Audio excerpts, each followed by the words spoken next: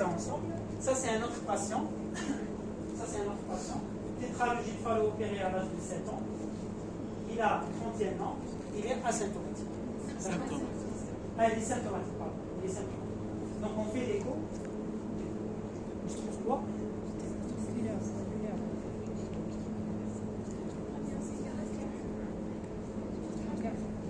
Généralement, c'est des complications de patch transalveolaire. Vous voyez les patchs transalveolaires? Ça donne une fuite. Il n'y a plus de coaptation. D'accord. Et j'ai une sténose qui est serrée au niveau de l'artère pulmonaire gauche. D'accord. Comment je vais évaluer le degré de sténose? Sur quoi? Sur la pression VD. Toujours. C'est la pression VD. Il ne faut jamais mettre un Doppler continu. Ça, c'est faux, le Doppler. D'accord. C'est la pression VD à travers un fluide diplé. Courbure sépale. C'est très important de voir la courbure sépale. Et ça commence à s'aplatir. Et pression VD à travers l'idémat, je suis à 50. D'accord? 58. Moderne. Symptomatique. Mais il est symptomatique. Donc je dois agir sur cette sténose. Pourquoi je dois agir sur cette sténose? Parce que cette sténose est en train de détruire ce ventricule. Donc j'ai une sténose résiduelle. C'est généralement les sténoses sous-valvulaires, c'est des sténoses musculaires. Donc ça peut se développer avec le temps. Par contre, tout ce qui est sténose après la valve, d'accord, sténose de l'artère pulmonaire, c'est des sténoses résiduelles. C'est en post-opératoire qu'on a ça. Donc, patient symptomatique, quel que soit le degré de sténose, quel que soit l'étage de la sténose, qu'est-ce que je dois faire?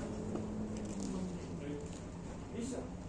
Pour les sténoses sélectives des artères pulmonaires, la chirurgie elle est vraiment difficile. Vous la voyez la sténose des artères. C'est difficile en chirurgie, surtout chez l'adulte. Hein. Pour l'artère pulmonaire droite, plus ou moins, mais tout ce qui est gauche, l'artère pulmonaire gauche, elle plonge rapidement dans le poumon. Donc là, c'est très difficile de les opérer. Donc on préfère de loin passer en cathétérisme interventionnel. Et en général, on met des stents sur les sténoses. D'accord.